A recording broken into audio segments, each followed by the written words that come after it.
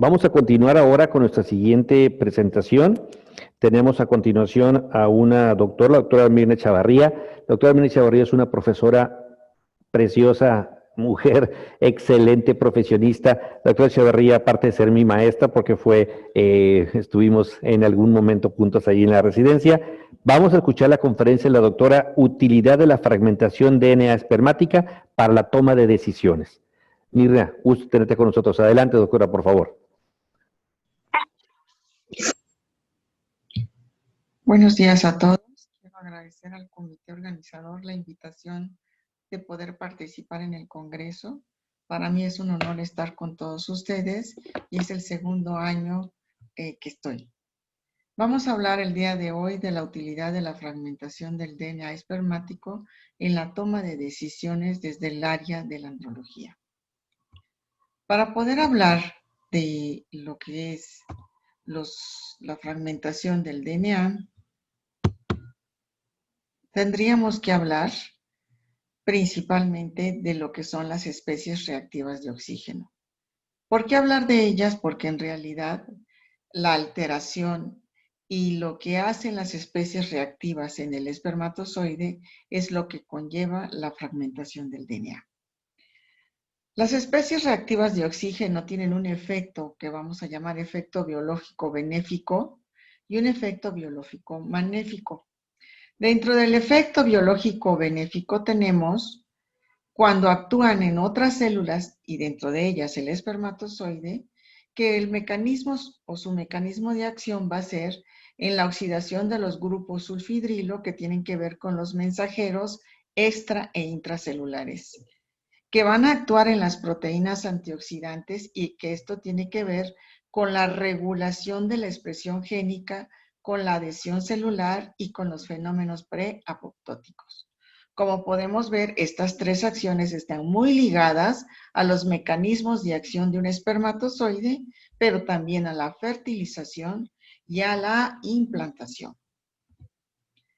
Pero ya desde el 2015, con la publicación de Bolanju, sabemos que existen hombres con predisposición genética para tener un desbalance entre la acción de las especies reactivas de oxígeno y los antioxidantes intracorporales. Cuando tenemos una alteración del gen NRF2, se van a alterar las diferentes cascadas de acción enzimática que favorecen la relación ROS o especies reactivas de oxígeno y los antioxidantes intracorporales, dando como resultado que el hombre pueda tener su fertilidad, infertilidad, oligo, o asteno o teratosospermia, e inclusive son hombres que llegan con una infertilidad de origen idiopático, pero con una elevación muy alta de la fragmentación del DNA. Y obviamente dentro de los efectos biológicos, como platicábamos, está la fosforilación de los receptores, la fosforilación de las tirosinas, la actividad de las sinasas y de la proteína C y el incremento que hay en el calcio intracelular. Como podemos ver, todo esto tiene que ver con los mensajeros extra e intracelulares que son necesarias para toda la activación bioquímica espermática y para la fertilización del espermatozoide hacia el óvulo.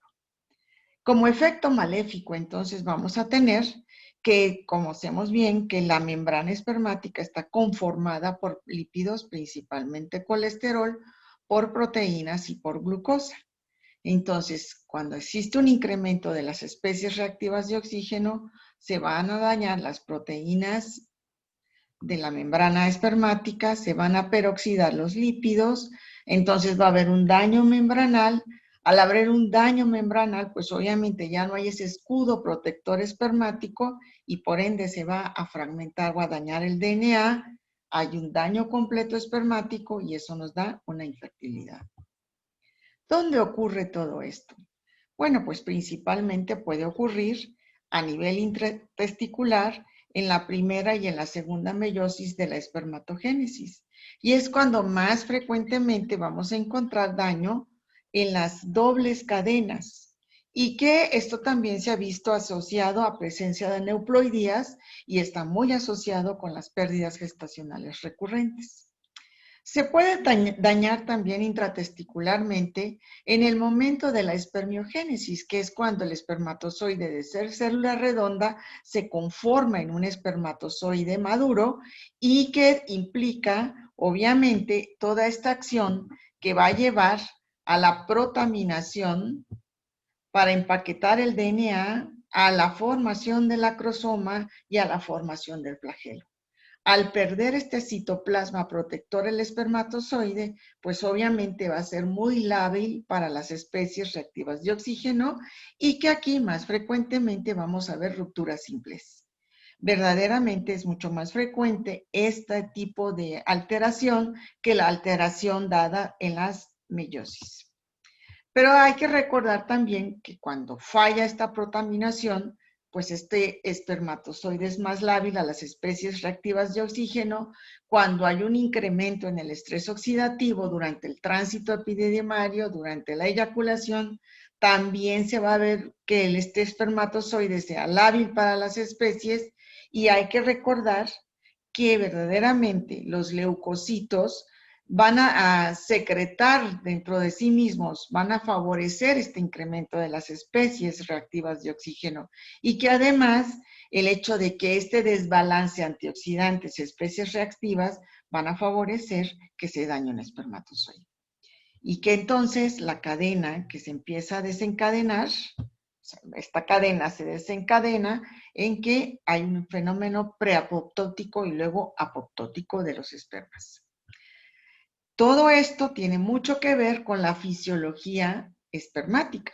Hay que recordar que una espermatogénesis dura 74 días en total y que verdaderamente es importante porque vamos a ver dónde se dañó y cuál va a ser el tratamiento que vamos a elegir para ellos. Recordando que el tránsito epididimario es de 14 días. Entonces, ¿cómo vamos a tomar en consideración esto? Pues obviamente vamos a ver que tenemos un seminograma que puede tener algún grado de alteración, vamos a hacer una evaluación clínica y eso nos va a hacer sospechar por lo que encontremos, ya sea en el interrogatorio, ya sea en los estudios, que el paciente pueda ser propenso a una fragmentación y decidamos solicitar el estudio de la fragmentación en ellos. Entonces, ¿en quiénes vamos a ver más severamente afectado la fragmentación del DNA?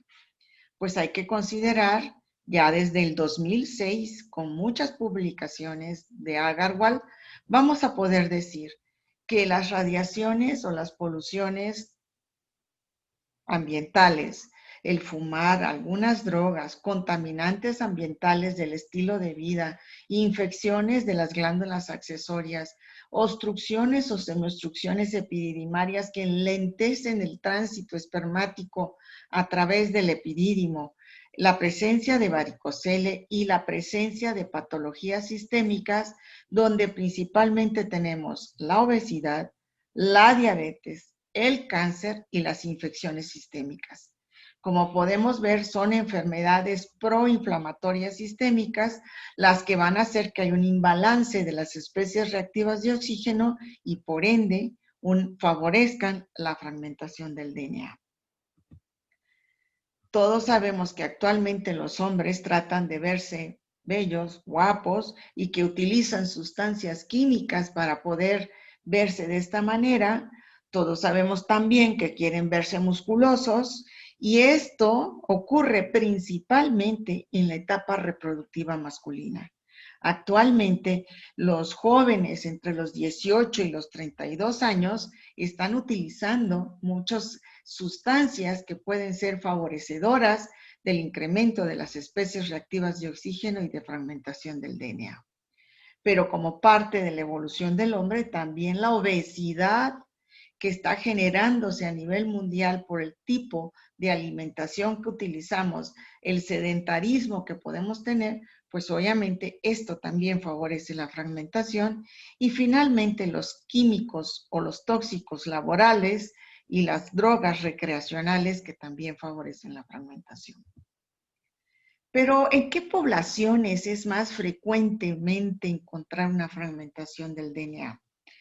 Pues en todos estos pacientes que tienen más de 40 años y que día a día son antes decíamos, era una tercera parte que acudían, pero actualmente podríamos hablar que casi es la mitad de la población que acude a buscando reproducción, porque cada vez el ser humano va retrasando más esta.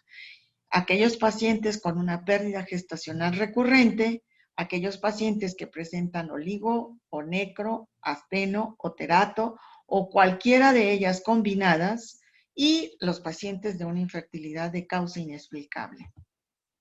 Pero vean este artículo maravilloso del 2019 del Fertility and Sterility, donde vemos que la fragmentación de DNA en pacientes sin factor masculino también fue pronóstica para el desarrollo embrionario, para la baja tasa de implantación y para la alta tasa de pérdida de ese embarazo.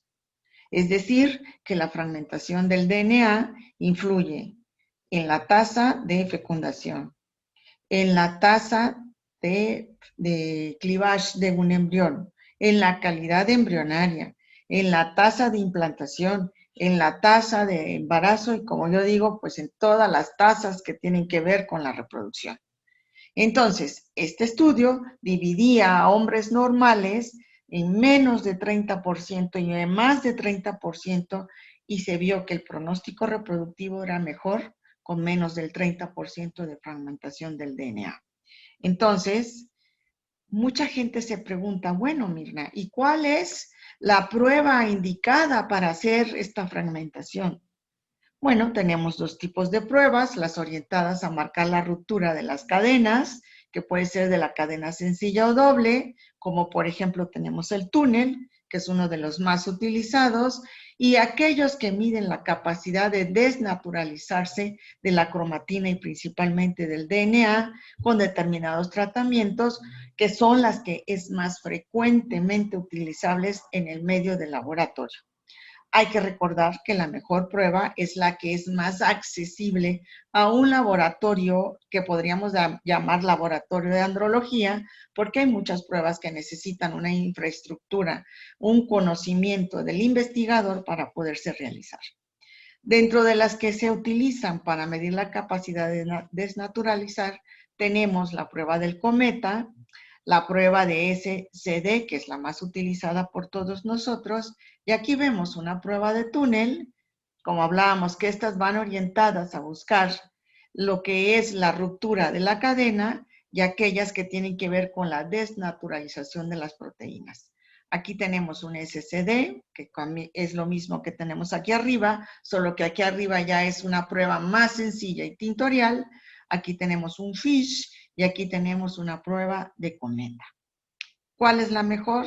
La que estemos acostumbrados a usar en el laboratorio, que sea más rápida, más práctica y con una buena sensibilidad de lo que estamos buscando, que es la fragmentación del DNA. Verdaderamente, ¿cuál es nuestra orientación o nuestro objetivo pensando en estos pacientes que tengan una fragmentación? Pues obviamente lo primero que tenemos que hacer es buscar cuáles son estas enfermedades o cuáles son estas patologías que están favoreciendo el evento de la fragmentación del DNA. Y hay que recordar que dentro de estas patologías, una de las más importantes que está muy asociada a la fragmentación es la presencia de un varicocele en estos pacientes. Pero aguas, varicoceles grandes, como un varicocele grado 3, que están causando además daño testicular porque observamos que hay una hipotrofia testicular. Que hemos visto también que el tratamiento con FSH, ya sea proteica urinaria o recombinante, puede favorecer la mejoría de esta fragmentación de DNA. Y también hemos visto que los cambios en el estilo de vida y en la ingesta de antioxidantes todavía no tienen un sustento como para poder decir que verdaderamente mejoran la fragmentación de DNA. Entonces, lo más importante es hacer un buen diagnóstico de cuál es la patología y tratar esta patología para que el proceso de fragmentación se empiece a revertir. Vean ustedes, Si habláramos de esta publicación del doctor Esteves, que se ha dedicado mucho a fragmentación, vemos que las poblaciones de infertilidad inexplicable, los de pérdida gestacional, los de fallo de inseminación y los de fallo de fertilización in vitro, si nosotros les medimos la fragmentación del DNA, observamos que esta puede estar alta y entonces vamos a tener que buscar estas condiciones que hagan que haya una fragmentación y dar un tratamiento. ¿Qué puede pasar? Que el paciente mejore y hay que volver a reevaluar nuestras opciones de tratamiento considerando una nueva fragmentación de DNA. Si esta fragmentación mejoró, pues obviamente nuestra terapéutica será una. Pero si no mejora, tendríamos que decidir irnos hacia un ICSI. Si esta fragmentación después de mejorar la patología subyacente no mejora, también debemos de pensar en un ICSI y en un método de selección espermática que favorezca escoger los que consideremos menos fragmentados. ¿Qué puede pasar con el ICSI? Pues el ICSI nos puede fallar y entonces tendríamos que tomar la decisión de si volvemos a hacer un ciclo de reproducción, pero tomando espermatozoides ya directamente de testículo. Esto es muy importante. ¿Por qué? Porque quiero decir que no porque yo tengo una fragmentación alta de DNA en el primer estudio que le haga al hombre, lo voy a mandar derechito a una técnica de reproducción con alta complejidad de espermas testiculares. No, uno debe de hacer ética y moralmente un diagnóstico de cuál es la enfermedad que está causando para entonces tratar de mejorar esta fragmentación y por ende mejorar el pronóstico reproductivo de estas parejas. ¿Cuál es el mensaje que yo quiero verdaderamente que se lleven a casa? Pues para la toma de decisiones, verdaderamente yo lo que hago es, tengo una fragmentación que puede estar alta de un seminograma, de la misma muestra de un seminograma. Yo estudio, doy un tratamiento y entonces lo que hago es hacer un test de selección o lo que llamamos comúnmente de capacitación espermática para de esa muestra hacer una fragmentación. Porque con esto yo voy a tomar una decisión de qué técnica de reproducción voy a utilizar con ese hombre, que tiene que embonar con la técnica de reproducción que se decida realizar también en la mujer. Por eso tenemos que trabajar de la mano. Y otra de las preguntas que muchos me hacen, oye Mirna, ¿qué es mejor? ¿Hacerlo en fresco o hacerlo criopreservado? Hay que recordar que la fragmentación del DNA, si de por sí ya es alta, el hecho de preparar a los espermatozoides o el test de selección todavía nos va a fragmentar el esperma. Y si a eso le aunamos el hecho de la criopreservación, pues ya vamos a tener todavía una mayor fragmentación. Es por eso que nosotros siempre nos debemos de sentar como andrólogos a platicar con nuestros compañeros embriólogos para tomar la mejor decisión de cuál va a ser la técnica, cuál va a ser el método de preparación, si los vamos a utilizar en fresco, si va a ser de corto eyaculado, es decir, va a dar una muestra y luego da otra, o tiene poco periodo de abstinencia, si los vamos a utilizar en frescos o dependiendo de la patología del paciente, si no queda más remedio, utilizar criopreservados. Y obviamente todo el mundo se pregunta, ¿espermas de eyaculado o espermas de testículo? Siempre se debe de empezar con espermas de eyaculado. Y si la situación o la técnica de reproducción falla, nos está diciendo que lo mejor va a ser entonces utilizar los espermas de biopsia testicular.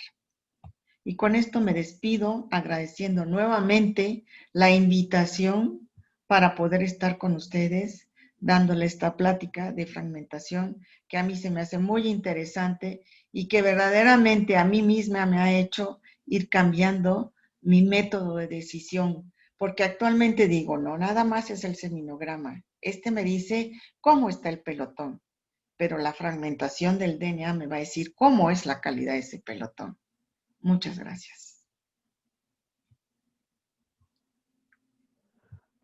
Bueno, pues felicitamos nuevamente a mi maestra. Un placer verla de nuevo aquí, doctora, con esta academia, de veras. Y es impresionante cómo el papel que juega y cómo impacta la calidad espermática en todos los procesos, ¿no? Desde la fertilización, implantación, desarrollo embrionario, etc.